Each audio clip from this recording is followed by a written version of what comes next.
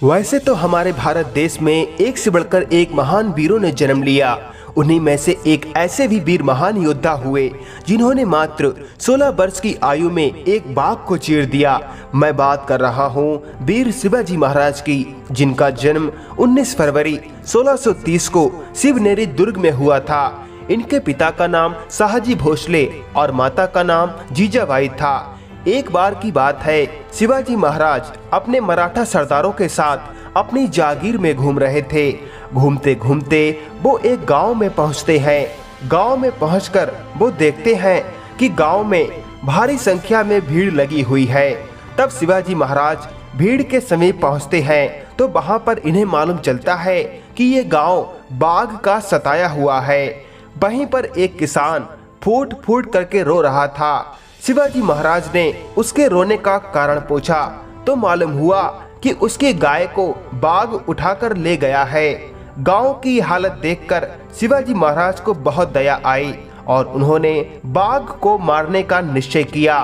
तब शिवाजी महाराज ने उस गांव में घोषणा करवा दी कि वो इस बाघ का शिकार करेंगे। जब गांव के लोगों ने ये घोषणा सुनी कि शिवाजी महाराज बाघ का खुद शिकार करेंगे तो पूरा गांव उत्साह से भर गया। गांव के लोग भयमुक्त हो गए।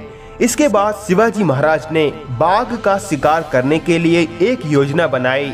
उन्होंने सबसे पहले बर्तन बजाने वाले हकबइयों को तैयार किया, जो बर्तन बजाते हुए पहाड़ी से नीचे उतरेंगे ताकि शोर बहुत हो, और उस शोर से बचने के लिए वो बाघ पहाड़ी से नीचे की तरफ आएगा और पहाड़ी के नीचे उपस्थित होंगे शिवाजी महाराज अपनी बंदूक के साथ। शिवाजी महाराज ने सब लोगों से कहा, जब मैं उस बाघ के गोली मार दूं तो तुम सब जल्दी से पेड़ पर चढ़ जाना, क्योंकि अगर कहीं बंदूक से बाघ नहीं मरा तो वो किसी को भी अपना शिकार बना सकता है। योजना के मुताबिक ऐसा ही किया गया। हकबइयों ने पहाड़ी के ऊपर से बर्तन बजाना शुरू किया। धीरे धीरे हकबइये पहाड़ी से नीचे उतरने लगे। बाघ को जब ये शोर सुनाई दिया तो वो उस शोर से बचने के लिए पहाड़ी से नीचे की तरफ उतरा। इधर दूसरी तरफ शिवाजी महाराज अपने कुछ अन्य लोगों के साथ झाड़ी में बैठे थे। वो इंतजार कर रहे थे उस बाघ का। कुछ ही देर के बाद वो बाघ शिवाजी महाराज को दिखाई दिया। उन्होंने बिना समय गवाए उस बाघ के ऊपर बंदूक की गोली दाग दी। गोली की मार से वो बाघ भूमि पर छटपटाने लगा। एकदम से चारों ओर खुशी की लहर दौड़ गई कि उस गोली से बाघ मारा गया। इसीलिए कोई भी पेड़ पर नहीं चढ़ा। उन्हें लगा बाघ मर गया, पर ऐसा नहीं हुआ। कुछ ही क्षण के बाद वो बाघ उठकर खड़ा हो गया और गुस्से से गरजने लगा, क्योंकि बाघ को गोली लगी तो जरूर थी, पर वो सिर्फ घायल हुआ था। और घायल अवस्था में सिंह हो या बाघ, दोनों पहले के मुकाबले ज्यादा खतरनाक हो जाते हैं। शिवाजी महाराज ने जब ये दृश्य देखा तो सन्न रह गए, क्योंकि अब ये बाघ किसी पर भी हमला कर सकता है। शिवाजी महाराज ने जब ये सब देखा तो एक पल की भी देर न की और अपने भाले को अपने हाथ में लेकर बाघ की ओर दौड़ पड़े। शिवाजी महाराज और बाघ में द्वंद्व चलने लगा। शिवाजी महाराज अपने भाले से अनेक प्रहार बाघ पर करने लगे।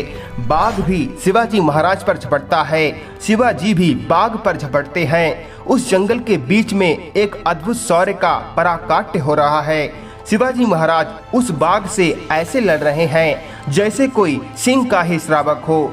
तब अंत में शिवाजी महाराज ने अपने भाले से उस बाघ के गर्दन पर ऐसा जोरदार प्रहार किया कि वो भाला बाघ की गर्दन को चीरता हुआ आर पार हो गया और बाघ जमीन पर गिर गया। तब जाके वहां पर उपस्थित लोगों की जान में जान आई। लोगों को मालूम चला कि वो बाघ नहीं बाघिन थी। शिवाजी महाराज के इस कृत्य पर उस गांव का नाम बाघमार पड़ गया। शिवाजी महाराज ऐसे शौर्य का प्रदर्शन इसीलिए कर पाए क्योंकि उनके अंदर ब्रह्मचर्य का बल मौजूद था, और अगर ये ब्रह्मचारी ना होते तो बाघ को भी कभी नहीं हरा पाते।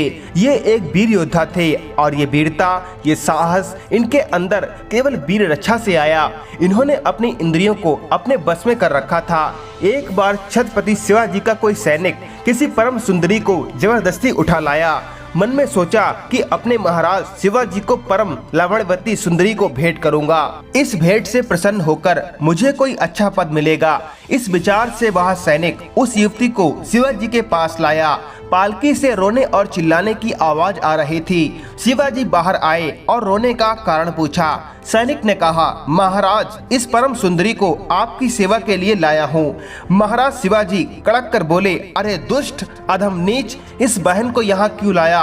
शिवाजी के इन शब्दों को सुनकर सैनिक ऐसे सुन्न हो गया मानो किसी सांप ने डस लिया हो। कांटे से खून न निकले। भय के मारे सैनिक थर थर कांपने लगा। उदार शिवाजी ने कहा, जाओ, अभी इस रमणी को आदर सहित पालकी में बिठाकर उचित स्थान पर पहुंचाओ। आगे बढ़कर शिवाजी ने उस सुंदरी के सौंदर्य को देखा।